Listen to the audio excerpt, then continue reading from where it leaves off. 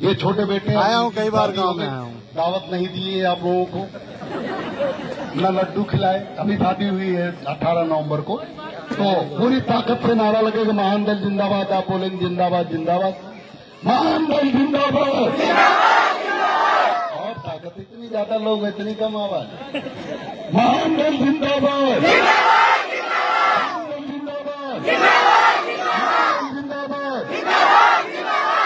चलेंगे रात चलेंगे,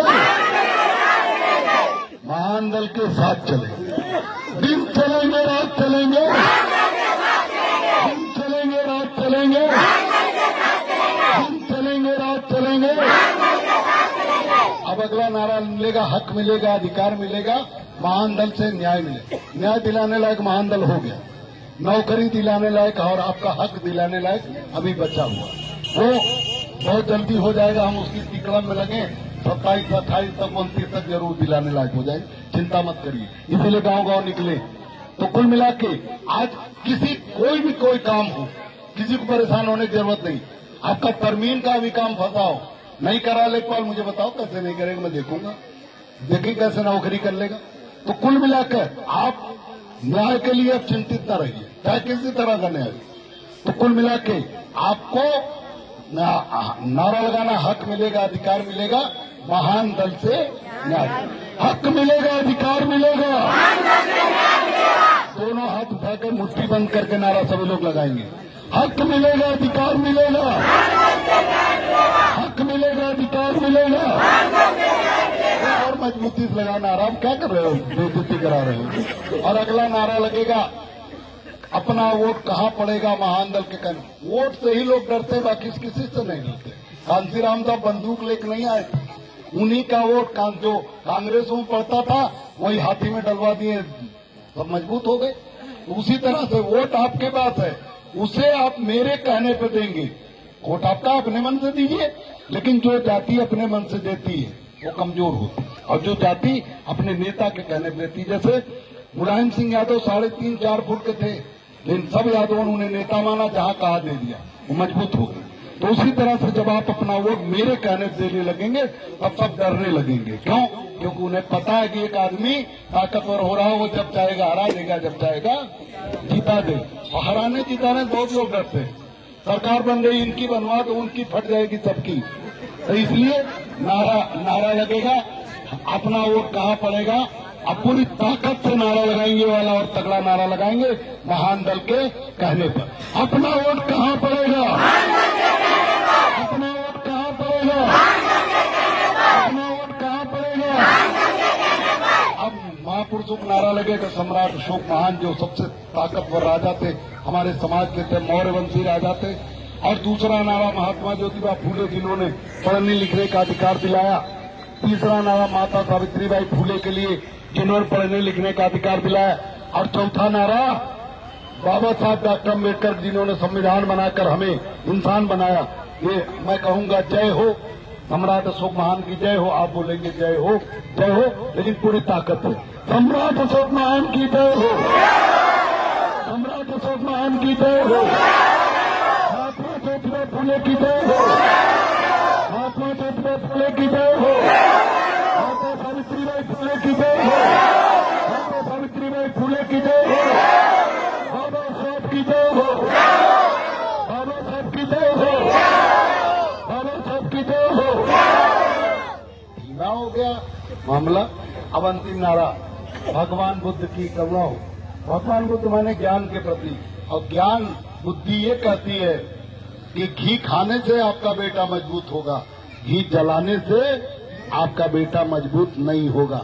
घी जलाने से वातावरण भी शुद्ध नहीं होता, वो उल्लू बनाए गुरु घंटाल, वातावरण शुद्ध। आप कोई चीज जलेगी तो कार्बन डाइऑक्साइड निकलेंगे। आप उसी गुरु घंटाल को बुलाइए और 10x10 का एक कमरा शीशे का बनवा दीजिए, हवा निकलने की जगह न हो। उसे कहिए इसी में एक मन घी जला ले और बच जाए जिंदा, तो हम जाने बच जाएगा क्या, मर जाएगा। वातावरण शुद्ध नहीं होता, उल्लू बनाया उसने, केवल आपको गरीब बनाने के लिए आपका घी जला दिया। आपका बेटा खा के मजबूत हो। मुझे देखिए, मेरी माँ ने पूरे जीवन कभी भी घी का दिया नहीं जलाया। मेरे पिताजी लाठी लेके मारते थे, कोई घी का दिया जलाता था। उन्होंने कहा गाय का घी अमृत है, मेरा बेटा खाएगा तो मजबूत रहे। 55 साल मेरी उम्र है और 11 घंटे रोज खड़ा रहता हूँ और चिल्लाता रहता हूँ, बोलता रहता हूँ, आपको भी जगाता रहता हूँ। उसके अलावा आज तक मुझे जुकाम नहीं हुआ, कभी बुखार नहीं हुआ, कभी किसी ने देखा नहीं। अखिलेश यादव कहते थे अरे आपको तो जुकाम बुखार होता नहीं। हम क्या आप भी घी खाए होते तो? मैंने पूरे जीवन हाई स्कूल पढ़ रहा था मैं, 15-16 था, तब तक सब्जी खाना सीखा ही नहीं, दाल खाना सीखा ही नहीं, खाली दूध दही और घी। गाय थी और अम्मा देखती थी और गाय के दूध घी खिलाती थी। तो मेरे माताओं बहनों बेटियों, अपने भाई को, अपने बेटे को, अपने पति को घी खिलाओ। और वो गुरु घंटाल चाहता है कि आपका पति और आपका बेटा मरियल सा रहे, जिसे वो जब चाहे पीट ले। मोटा रहेगा कैसे मारेगा, कैसे मारेगा? इसलिए उसके उल्लू बनाने में मत आओ। किसी देवी देवता को घी से कोई मतलब नहीं। घी खिलाने से बेटा मजबूत होगा और बीमार नहीं होगा, अस्पताल जाना नहीं पड़ेगा। मेरी बात मान लो और खिलाना शुरू करो। देखो 5 साल बाद कोई, अब ऐसा ना हो कि 1-1 लीटर पिला देना, फिर सख्ती करने लगेगा। मतलब ठीक से मतलब खिलाना। तो कुल मिला के भगवान बुद्ध को मानो, नशा छोड़ दो। कुछ लोग कहते हैं हम तो शंकर भगवान पुजारी इसलिए नशा करेंगे। अच्छा, शंकर भगवान को गांजा पीते हो किसने देखा? तो किस नालायक ने? किसने देखा शंकर भगवान दारू पीते? किसने देखा? वो गुरु घंटाल केवल किसी भी नाम पे आपको नशेड़ी बनाना चाहता है। वो गुरु घंटाल जो है हिंदू समाज का, वो किसी नाम पे आपको नशेड़ी बनाना चाहता है। नशा करो और सारी जमीन उसे बेच दो और वोट अपना देते रहो, वो मलाई खाता रहेगा, वो राजा बना रहेगा। इसलिए उसके चक्कर में मत पड़ो। और नारा लगेगा भगवान बुद्ध की करुणा, और जिसको करुणा हो जाती है वो अमीर हो जाता है। तो करुणा माने संकीसा जाने से आप बुद्ध कथा करने सुनने से अमीर नहीं हो जाओ।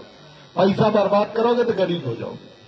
संकीसा जाने से आप बुद्ध कथा से नहीं, दारू छोड़ने से अमीर होगे, बुराई छोड़ने से अमीर होगे, पंचशील का पालन करने से अमीर होगे। पंचशील पढ़ लेना और सुन लेना। टीवी में, यूट्यूब पे सब पड़ा हुआ, किसी को बस बुलाने की जरूरत नहीं। महानदल मैं इसलिए पैसा खर्च कराता हूँ क्योंकि महानदल के आने से, मेरे आने से थाना पुलिस सब झट हो जाते हैं। उन्हें लगने लगता है कि इनके साथ कुछ किया तो केशव देव मेरा भूत की तरह बंगला उखाड़ देगा हमारा, इसलिए डरते। वो डराने के लिए जिससे आपके खेत, आपके बच्चे, आपकी बेटियां, आप सुरक्षित रहो, इसलिए हम बीच बीच में कार्यक्रम करते रहते हैं। हम पैसा खर्च कराने के बिल्कुल विरोधी नहीं। पैसा भगवान नहीं, लेकिन भगवान से कम भी नहीं। अब जाओ होगी तो भगवान बुद्ध की